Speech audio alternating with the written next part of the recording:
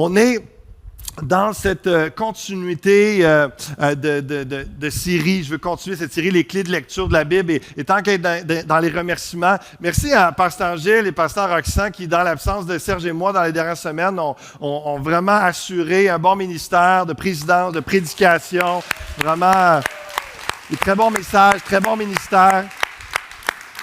J'ai su qu'avec des fois certains troubles techniques, il y a eu de l'improvisation, il y a eu de l'inspiration. Et donc, ils sont là avec une super attitude. Et puis, vraiment, messieurs, c'est une grâce, un privilège, une bénédiction de travailler avec vous. Et je sais que c'est partagé, Serge et moi. Vraiment, on est bénis de former toute cette équipe pastorale-là. Et on va de l'avant ensemble. Donc, l'objectif de la série, c'est de vous faire lire et découvrir la Bible, qui est la parole de Dieu, pour connaître Dieu et mettre en pratique sa parole, afin d'être semblable à Jésus-Christ.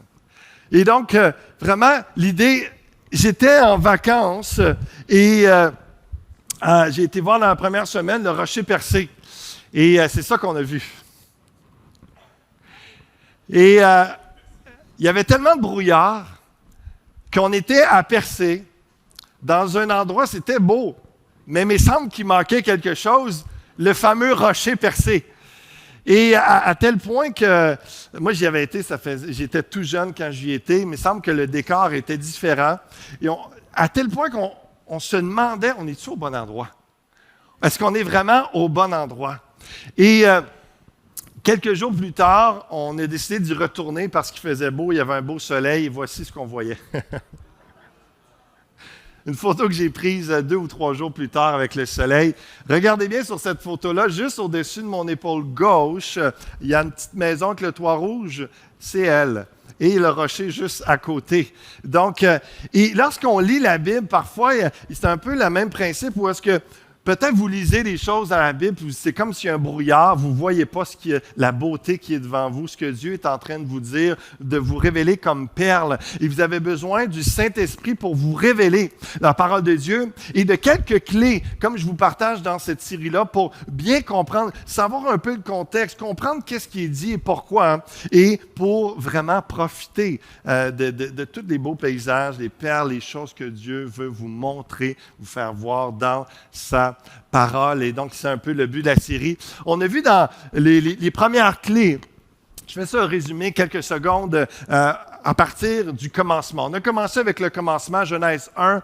Au commencement, Dieu créa les cieux et la terre. La terre était informe et vide. Il y avait des ténèbres à la surface de l'abîme et l'Esprit de Dieu se mouvait au-dessus des eaux. Dieu dit que la lumière soit et la lumière fut.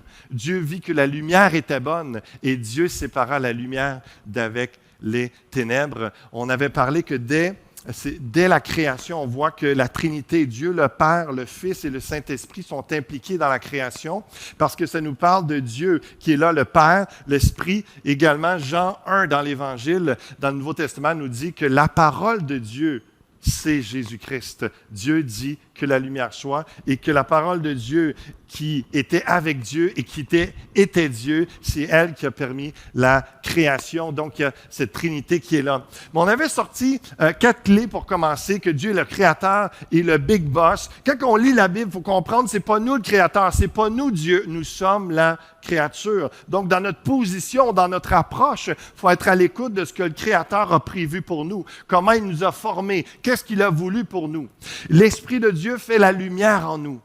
Sans l'Esprit de Dieu, on a beau avoir un doctorat en chimie, avoir un post-doctorat dans la matière, la science que vous voulez, vous n'allez pas forcément saisir le message de Dieu parce que ça prend le Saint-Esprit qui ouvre notre cœur, qui ouvre notre intelligence. On parle d'une intelligence spirituelle parce que Dieu est esprit et il se révèle dans notre esprit. Donc, on a besoin du Saint-Esprit pour saisir et que ça fasse lumière, pour que Dieu dise que la lumière soit. Lorsqu'on vient à la rencontre de Jésus-Christ, la lumière se fait. Dieu nous donne ses commandements par sa parole Et Dieu est saint. Vous avez parlé de la sainteté de Dieu avec cette image, si vous vous rappelez. Et c'est très banal, mais c'est juste pour vous aider d'une façon imagée, concrète, de comprendre un concept qui est assez abstrait, la sainteté de Dieu. Et on a vu que Dieu sépare la lumière des ténèbres. Et la sainteté de Dieu, c'est de séparer le bien du mal, mais c'est aussi de séparer les choses qu'il décide que c'est sacré des choses qui ne sont pas forcément mal, mais qui sont banales, communes, profanes. Donc, la sainteté de Dieu, je pourrais vous dire que, donc, Dieu qui a décidé de séparer en bocal certains bâtons et dire que ça, c'est banal, c'est commun, c'est singulier, mais que la ouate, elle est sacrée et parce qu'il a décidé ainsi, il a séparé la ouate, il a décidé que ça c'était sacré. C'est un peu ça le concept. C'est très, je vous dis, c'est basé, c'est juste pour une image, pour essayer de comprendre comment Dieu a séparé les choses. Et c'est pour ça qu'il appelle son peuple à se séparer des valeurs de cette société, à se séparer du mal, parce que Dieu est saint. Il nous appelle à marcher à sa suite. Donc, on a vu ça comme quatrième clé. Ce matin, je vais vous parler de la bénédiction et la multiplication. Dans un prochain message, ça va nous aider à comprendre les alliances que Dieu a établies avec les humains, une ancienne et une nouvelle. Et vous allez voir, même si vous avez de nombreuses années de vie chrétienne, ça peut vous aider à saisir, avoir une meilleure compréhension de la lecture de l'Ancien Testament, mais également du Nouveau Testament. Il y a une profondeur là. On va parler des alliances dans une prochaine fois, Ancien et Nouveau Testament. La cinquième clé de lecture de la Bible que je veux vous adresser ce matin, c'est la bénédiction et la multiplication. Qui ne veut pas être béni et voir l'œuvre de ses mains être multipliée? Mais laissez-moi vous dire que dès la Genèse, il y a une promesse, il y a un mandat divin qu'il veut bénir son peuple et le multiplier. On va dans Genèse, chapitre 1, verset 27. Dieu créa l'homme à son image et il le créa à l'image de Dieu. Il créa l'homme et la femme. Déjà, il y a une question d'égalité dans la pensée, dans l'intention de Dieu, égalité de valeur et différence de rôle, certes, mais égalité de valeur, de beauté. Les deux, hommes et femmes, sont créés à l'image de Dieu, tellement important.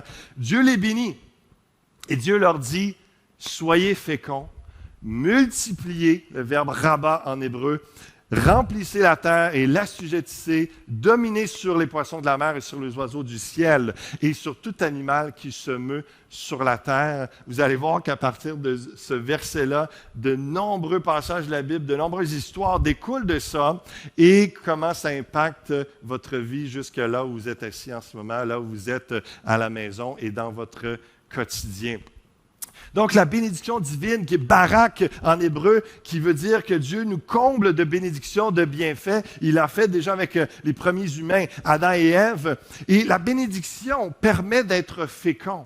Et je mets en parenthèse porter du fruit, parce que c'est l'impact spirituel que nous allons voir plus tard, qui a un impact sur nos vies en tant que chrétiens aujourd'hui, ou est-ce que ça a parti avec un mandat de fécondité physique et ça continue dans la pensée, autant dans l'Ancien que particulièrement dans le Nouveau Testament, à partir de Jésus-Christ et du Saint-Esprit, où est-ce qu'on est appelé à être fécond, à porter du fruit pour le Seigneur. C'est la même expression dans le mot hébreu, c'est ce que ça veut dire être fécond, c'est de porter du fruit.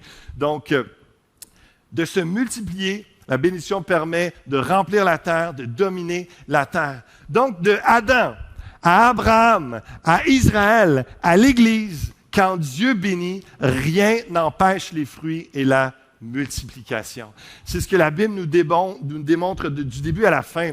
Adam est le premier homme sur terre. Abraham est le premier père de la foi.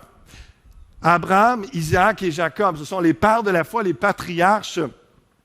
Et donc, Abraham, son nom était Abram et Dieu lui a dit, je vais changer ton nom pour Abraham parce que non seulement tu vas être un père de plusieurs, tu vas être un père d'une multitude de nations et c'est ce que symbolisait son nom Abraham. Et après ça, il y a Isaac, Dieu lui avait déjà donné son nom qui veut dire, parce que Saraï, sa femme, la mère d'Isaac avait ri quand elle avait su à un âge avancé qu'elle serait enceinte. Il dit, ah oui, tu ris, ben ton fils va s'appeler Ilri, Isaac.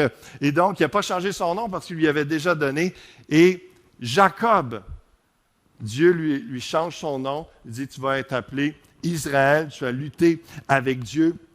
Et c'est très important de saisir cela parce que la promesse de Dieu de bénédiction, de multiplication passe par Abraham, Isaac et Jacob, qui devient Israël. Et on connaît aujourd'hui le pays d'Israël parce que les descendants de Jacob, les descendants d'Israël sont le peuple d'Israël dans l'Ancien Testament que l'on voit, le peuple de Dieu. Et là maintenant, pourquoi j'ajoute l'Église? Parce que Israël est le premier nom, le premier père auquel son nom a été attribué au peuple de Dieu, Israël. L'Église, c'est le peuple de Dieu universel. Par la foi en Jésus-Christ, Israël, c'était seulement les Juifs qui croyaient en Dieu, qui étaient parmi le peuple de Dieu. Maintenant, l'Église, c'est tous ceux qui placent leur foi en Jésus-Christ, font partie, dans toutes les nations, font partie du peuple de Dieu. Et donc, cette promesse est la bénédiction qui continue jusqu'à aujourd'hui. Et rien n'empêche les fruits et la multiplication. Dans Exode, le 2e livre de la Bible, il y a un moment où est-ce que vous connaissez certainement le film Le Prince d'Égypte et toute l'histoire autour de Moïse qui voit son peuple hébreu, alors que Moïse est un hébreu, mais il est parmi les Égyptiens, et là, il voit son peuple dans la souffrance, esclave, dans l'esclavage, et malgré l'esclavage, il grandit en nombre, parce que malgré la persécution, malgré la souffrance, peu importe les obstacles que Dieu peut mettre sur votre vie ou sur le chemin du peuple de Dieu, lorsque Dieu bénit son peuple, il se multiplie. Il est béni, il grandit, il porte du fruit. Et donc, alors qu'ils étaient dans l'esclavage en Égypte, les Hébreux continuaient à grandir. Et finalement, dans la grâce de Dieu, ils ont sorti, ils ont été libérés. Et puis, il y a eu tout le pèlerinage qu'on voit dans les différents livres, des premiers livres de la Bible aussi. Israël dans le désert, qui chemine, qui pèlerine dans sa foi, qui est en mouvement. Et on va revenir à cette pensée-là, très importante dans quelques instants, la foi, être en mouvement. Et dans Actes, c'est drôle, même situation qui se passe. La première décennie de l'Église primitive, les premiers chrétiens, les premières églises ont été persécutées, des gens ont été tués à cause de l'Évangile. Et au lieu d'étouffer l'affaire, plus il y avait de souffrance, plus il y avait de persécution, plus les Romains, écoutez, c'est dans les annales historiques, des documents historiques qui parlent de ça, c'est pas juste des contes pour enfants. Il y a plein de choses que vous pouvez trouver dans les livres d'histoire qui racontent comment les Romains ont persécuté les chrétiens. Et plus les chrétiens étaient persécutés, plus ils étaient dans la souffrance. C'est comme un remake de l'Exode, mais maintenant dans la Nouvelle Alliance et dans la réalité de la nouvelle Église, plus elle se multipliait, plus il y avait de conversion, plus de gens venaient à Jésus-Christ. Et moi, je peux vous dire, à cause de la parole de Dieu, à cause de cette prophétie biblique, de la réalité de comment les choses fonctionnent, ça fait plus un an et demi, il y a toutes sortes d'épreuves qui nous est arrivées plus que jamais. Moi, je m'attends à la gloire de Dieu. Moi, je m'attends à la bénédiction et la multiplication des fruits de vos vies, de tout ce qu'on fait pour le Seigneur, de ce qu'il nous inspire. On continue à s'accrocher à Dieu, à croire en lui, à se confier en lui. Et on sait que quand Dieu bénit, peu importe les épreuves, les obstacles, les persécutions, rien n'empêche la multiplication. Et c'est ce que Dieu est en train de préparer dans nos vies au travers de l'Église Fusion et au travers de son Église dans la francophonie. On se réjouit pour ça et on a hâte de voir, on est dedans et on avance par la foi. J'ai lu un livre il y a quelques années vraiment intéressant de Benjamin L. Glad, From Adam and Israel to the Church, donc d'Adam à Israël à l'Église, qui abonde dans le même sens et établit le lien entre le mandat créationnel, ce que je vous ai lu de Genèse 1, 28, et le livre des Actes. Selon Glad, le livre des Actes fait écho à la dimension spirituelle de Genèse 1, 28 et la croissance du peuple de Dieu. Par exemple, Acte 6, verset 7 dit « La parole de Dieu se répandait, augmentait, de plus en plus, le nombre des disciples augmentait, multipliait beaucoup à Jérusalem. » Cette formulation appartient intégralement à ce que Dieu a dit à Adam et Ève en Genèse 1, 28. Les mots, les verbes, c'est exactement repris pour dire il y a continuité de ce que Dieu a dit à Adam et Ève, de ce qu'il a promis à Abraham, de ce qu'il a fait tout au long du peuple d'Israël. Il continue son œuvre de bénédiction, de multiplication dans l'Église. Dans plusieurs sommaires des Actes, ces expressions croissant et multipliant viennent marquer les événements clés de la première décennie de l'Église primitive. La croissance de l'Évangile dans les Actes surpasse les attentes humaines.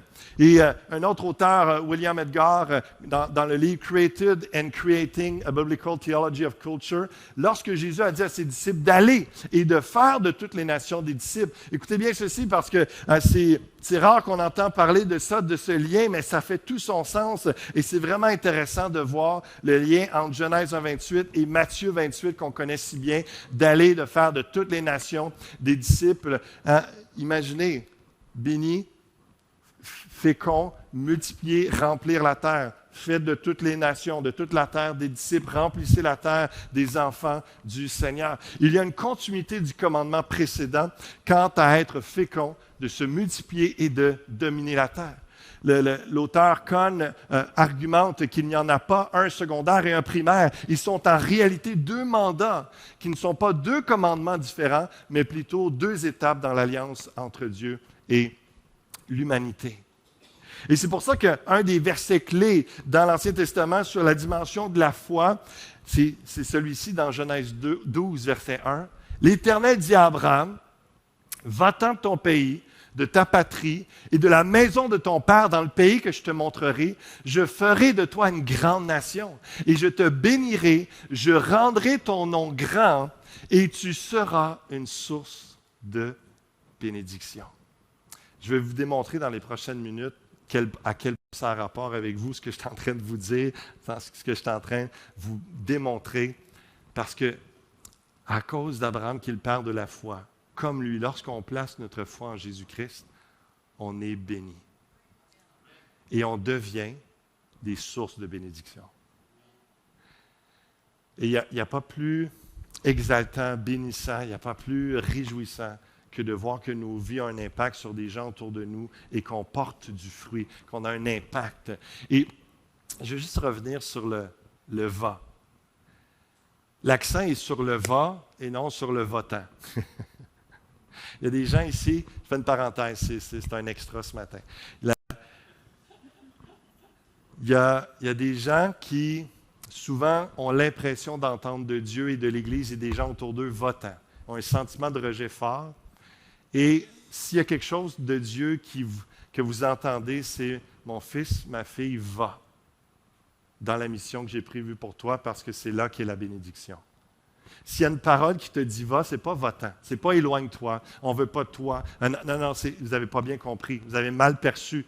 Peut-être des gens vous ont blessé, peut-être il y a quelque chose sur votre cœur à restaurer, mais j'espère que ce matin, il va y avoir une œuvre de restauration, d'encouragement, d'affirmation et de fortification, parce que s'il y a quelque chose de vrai que Dieu vous dit, c'est non seulement qu'il vous aime, mais c'est également « va ». Sois en mouvement, crois en Dieu, confie-toi en lui et va dans la mission qu'il t'a confiée, parce que c'est dans ce mouvement de la foi, c'est dans la démarche où est-ce que tu avances sur la parole que Dieu t'a donnée, que tu es béni et que tu vois l'effet de la bénédiction, c'est que tu ne manques de rien et que tu es une source de bénédiction et que tu bénis d'autres personnes autour de toi, à commencer par ta famille, tes collègues au travail, des gens dans ta communauté, des gens qui sont ici à l'Église, et c'est vraiment ça l'appel. Et c'est l'impact de la bénédiction, une source, nous sommes appelés à être une source de bénédiction. Hébreux 11:8, lorsque je vous parle de notion de mouvement dans la foi, ça nous dit, c'est par la foi qu'Abraham, lors de sa vocation, obéit et partit pour un lieu qu'il devait recevoir en héritage et qu'il partit sans savoir où il allait. C'est ça la foi. Parti sans savoir où il allait, il savait que c'était par contre sous la parole de Dieu. La parole de Dieu, Dieu lui a dit, va-t'en, quitte ta patrie, quitte ton pays. Et j'ai entendu un peu brièvement l'histoire de quelques familles dernièrement qui se sont joints à l'Église, qui sont en visite, qui se questionnent et qui sont pour des déménagements à cause du travail, des choses, qui sont dans des pas de foi, qui sont en mouvement en ce moment, et je crois que vous êtes entrés dans la bénédiction, vous êtes entrés dans cette démarche d'obéissance, et c'est lorsqu'on est en mouvement, pas juste en mouvement pour être en mouvement, pas juste en action pour être dans l'action, courant partout, non, en train d'être en mouvement, d'avançant par la foi dans l'obéissance à ce que Dieu t'a dit. Là, il y a bénédiction et multiplication, mais on ne sait pas toujours où est-ce qu'on s'en va, on ne sait pas toujours ce qu'on va faire, ce qui va arriver et comment ça va prendre place. Mais des fois, on entend la parole de Dieu qui dit « Va, quitte, avance, fonce, entreprends ». Et Dieu nous parle. Abraham, c'est le père de la foi. Donc, comme je l'ai dit tantôt, nous sommes bénis par la foi en Jésus-Christ, appelés à être une source de bénédiction pour les autres. Êtes-vous en mouvement par la foi? Avez-vous déjà fait un road trip? C'est vous partez en auto, vous ne savez pas où est-ce que vous en allez.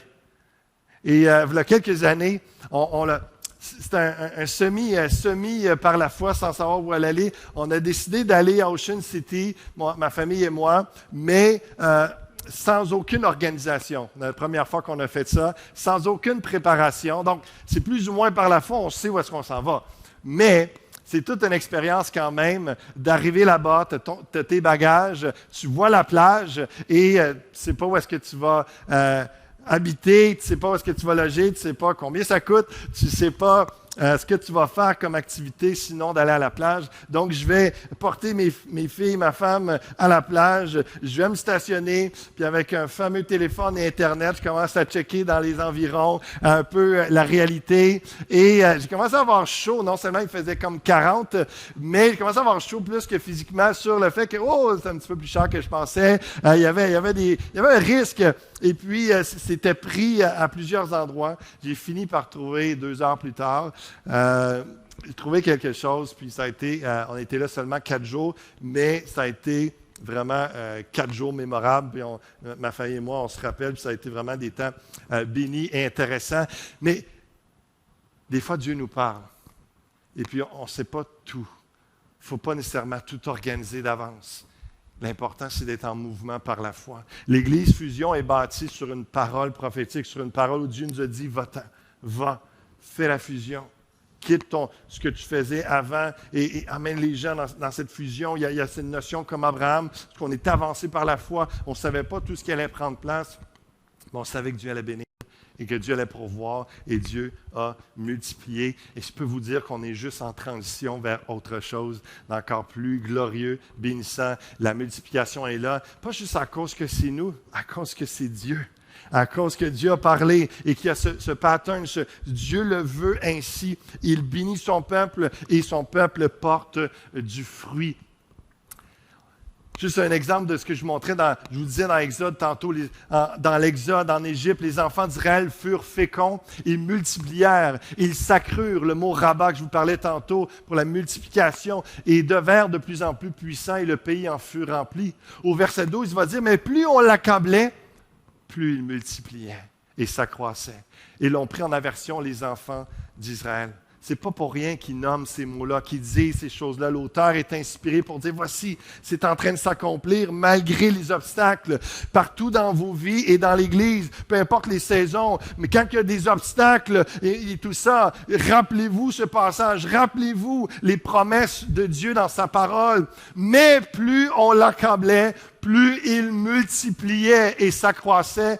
Et même si Jésus a dit, les gens m'ont haï, ils vont vous haïr aussi. Il y a toujours une réalité des gens qui n'aiment pas les chrétiens et c'est correct. Les apôtres l'ont vécu, la première Église l'ont vécu, mais nous, on sait qu'on est bénis.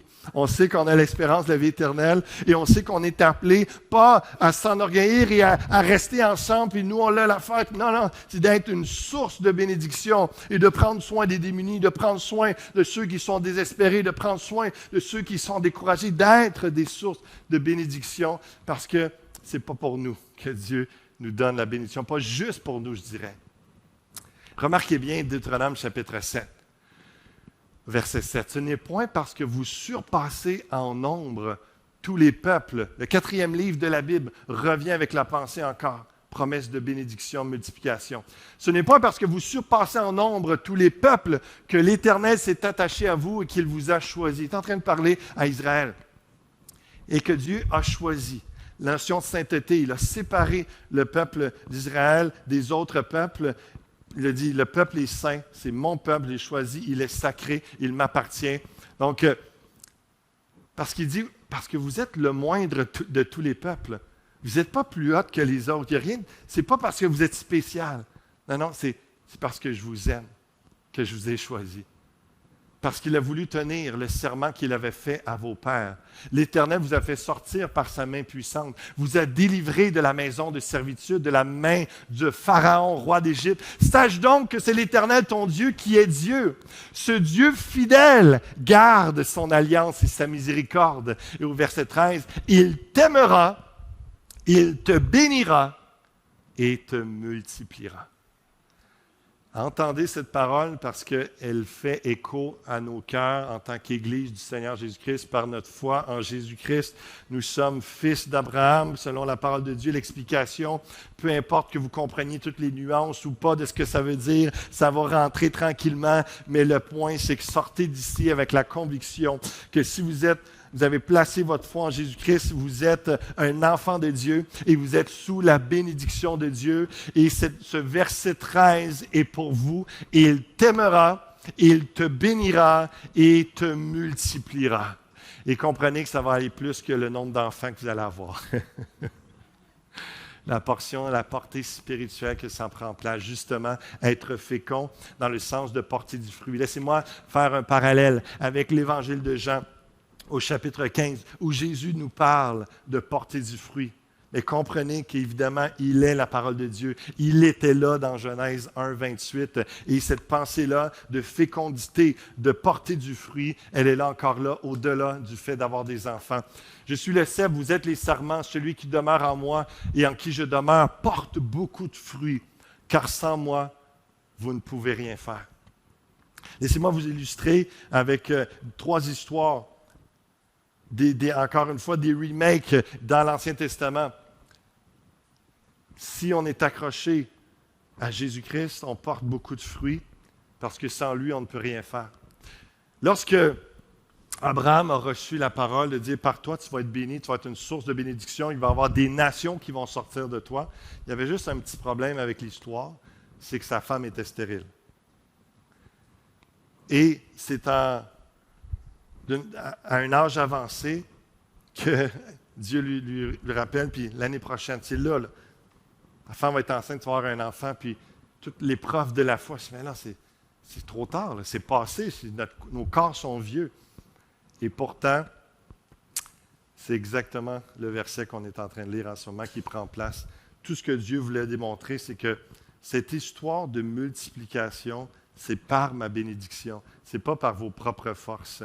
J'ai fait exprès, c'est comme si Dieu disait, j'ai fait exprès de fermer le sein, le ventre de ton épouse jusqu'au moment où je dis, garde, je vais donner la bénédiction sur elle et enfin ma promesse va s'accomplir parce que la promesse de Dieu de bénédiction s'accomplit seulement par sa puissance. Seulement par lui. On est appelé à porter du fruit, mais Jésus dit, sans moi, vous ne pouvez rien faire. Abraham ne pouvait rien faire pour se multiplier par lui-même jusqu'à temps que Dieu pose sa main et bénisse. Savez-vous ce qui est arrivé à Isaac et Rebecca? Même chose. Rebecca, la promesse est rappelée à Isaac, tu es le fils d'Abraham, tu vas être béni, tu vas te multiplier, etc. Mais sa femme est stérile. Les années passent, un jour, Dieu pose sa main, Dieu bénit, donne une parole, et là, c'est par moi. Vous ne pouvez rien faire sans moi, mais avec moi, tout est possible. C'est ce que Dieu est en train de rappeler. Et qu'est-ce qui arrive encore à Jacob avec Rachel? La même chose, elle est stérile, et un jour, finalement, Dieu la bénit, et on peut, dans notre vie, c'est la même chose aujourd'hui. On peut porter du fruit, avoir un impact sur les gens autour de nous d'une façon chrétienne, spirituelle, avec une portée éternelle, seulement par la puissance du Saint-Esprit. Seulement lorsqu'on est accroché comme cep, sur le cep Jésus-Christ. Nous, on est des sarments accrochés au cep de la vigne. Et vraiment, c'est lui qui nous donne la vie. C'est lui qui nous permet de porter du fruit, de s'épanouir dans notre vie, de bénir des gens autour de nous. Le verset 8 va dire, si vous portez beaucoup de fruits, c'est ainsi que mon Père sera glorifié et que vous serez mes disciples. Verset 16, ce n'est pas vous qui m'avez choisi. Encore une fois, concept de l'Ancien Testament qui revient. L'élection, le choix, pas parce qu'on est spécial. Non, c'est dans la grâce de Dieu, l'amour de Dieu. Il a choisi ses disciples, ses enfants, son peuple. Mais moi, je vous ai choisi, je vous ai établi, afin que vous alliez et que vous portiez du fruit, et que votre fruit demeure, afin que ce que vous demanderez au Père en mon nom, il vous le donne. Cette notion de ce que vous demanderez au Père en mon nom, il vous le donne, c'est justement le fait que Dieu a choisi, il l'a établi, il l'a béni. La bénédiction vient avec la provision. Tout ce qu'on est dans le allant, tout ce qu'on est dans le mouvement de la foi, dans l'obéissance à la parole de Dieu, accroché à Dieu, en train d'obéir, faire ses œuvres, prendre soin des gens autour de nous, Dieu bénit et pourvoit alors qu'on est en mouvement. Ce n'est pas assis sur nos chaises, assis à la maison, que les choses vont prendre place. C'est lorsque nous sommes en prière, en communion avec Dieu, Dieu nous parle, donne une parole comme Abraham, Isaac, Jacob, comme les disciples de Christ ont entendu. Et Jésus leur a dit, viens et suis-moi. Ils sont venus. Ils ne savaient pas, sans savoir où il allait. Même principe encore aujourd'hui. Dieu vous parle d'une façon ou d'une autre, à un moment ou à un autre. Et sur la parole de Dieu, nous sommes appelés à avancer. Et c'est alors que nous avançons, nous portons beaucoup de fruits que Dieu pourvoit, bénit et qu'il nous donne tout ce qu'on va lui demander en lien avec la mission et de bénir, de multiplication, d'être fécond. Les chrétiens allants sont des sources de bénédiction en Jésus-Christ. Et je vais juste rappeler ce verset-là et vous expliquer pourquoi je vous le ramène. Hier, justement, quand je vous invitais par courriel à prier pour ceux qui souffrent, j'ai mis ce verset-là. Si un membre souffre, tous les membres souffrent avec lui. Mais c'est important aussi, l'autre portion du verset, et de le vivre et de l'appliquer aussi. Si un membre est honoré, tous les membres se réjouissent avec lui. Et j'aimerais vous partager deux personnes, j'aurais pu le faire sur tellement de dizaines de personnes, mais deux personnes qui vivent quelque chose de particulier cette semaine, pas cette semaine, mais dernièrement, puis je veux juste vous les emmener pour qu'on puisse se réjouir avec eux. Parce que la Bible dit quand un membre est honoré, on se réjouit. Et moi, il y a des gens que je vois, plein de gens autour de nous qui sont des sources de bénédiction. Et le mois passé, désolé pour la surprise, François, mais le mois passé, François est passé dans la Voie de l'Est parce qu'il a eu le prix Leader engagé. Bromont compte maintenant parmi ses rangs le tout premier bénévole lauréat du prix Espace Muni. Le 29 juin dernier, François Riendo a vu ses multiples implications communautaires reconnues par le biais du prix Leader engagé. Je peux dire, François, il y a deux personnes qui me l'ont envoyé, donc je n'avais pas le choix d'en parler. Et vraiment, on veut t'honorer, mais en même temps, se laisser inspirer par qui tu es. Et il y a plein de gens comme ça ici à l'Église. Depuis qu'il a pris sa retraite de l'enseignement en 2018, M. Riendo n'a pas ralenti. Le Bromontois, qui était autrefois directeur d'école et enseignant, partage désormais ses journées entre divers comités dont il est membre et ses rôles de secrétaire, de président et de représentant. Si son curriculum est impressionnant, son impact positif auprès de ses pairs l'est tout autant, voire plus. Ses collègues disent d'ailleurs de lui qu'il est disponible, engagé, souriant, bienveillant, fiable, polyvalent et à l'écoute, lit-on dans le communiqué. Et moi, j'ajoute à cela qu'il est une source de bénédiction pour les gens qui l'entourent. Lors du confinement, François Riendo a notamment réservé quelques temps libres à la livraison de commandes d'épicerie aux personnes vulnérables. Toujours bénévolement, il en a profité pour partager quelques observations et suggestions à la cellule de crise de Bromont afin d'améliorer le quotidien de ceux qui souffraient alors de solitude. Et vraiment, félicitations et on est honoré, béni d'avoir un homme comme toi, ton épouse également, qui mérite cet honneur également. Et on peut les encourager.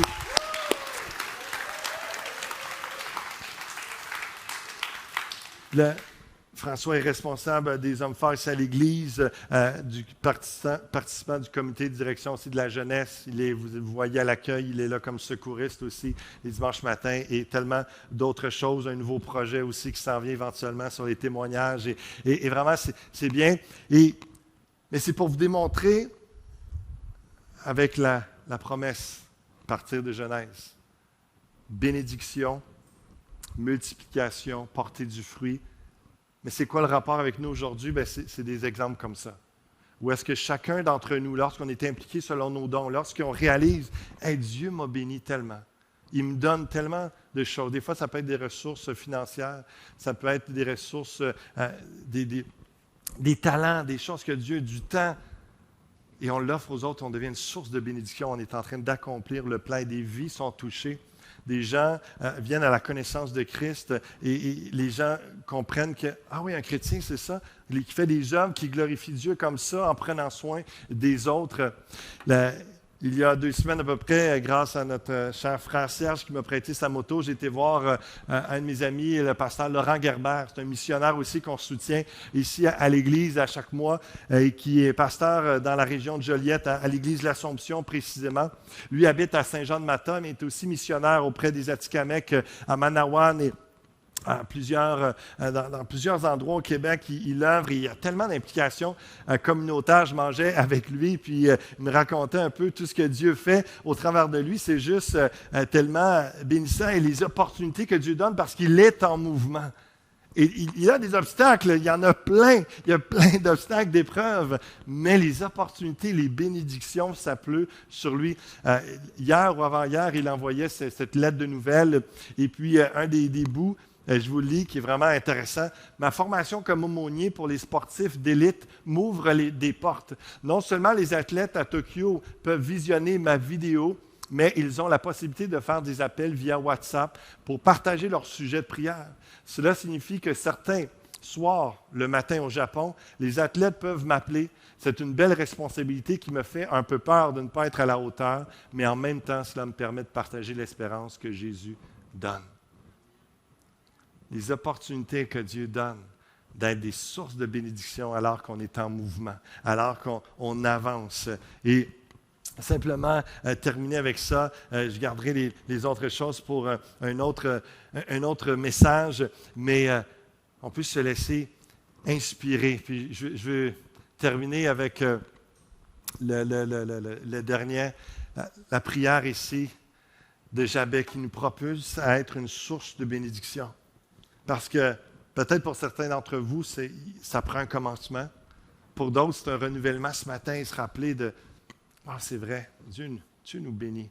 Dieu me bénit. » Puis ici, je commence à m'arrêter, à regarder ce que Dieu fait dans ma vie, tout ce qu'il m'a donné, toutes les possessions, le cœur, les talents, la compassion, la disponibilité, des choses que je suis dans un endroit particulier pour... Et ce n'est pas pour rien que je suis là.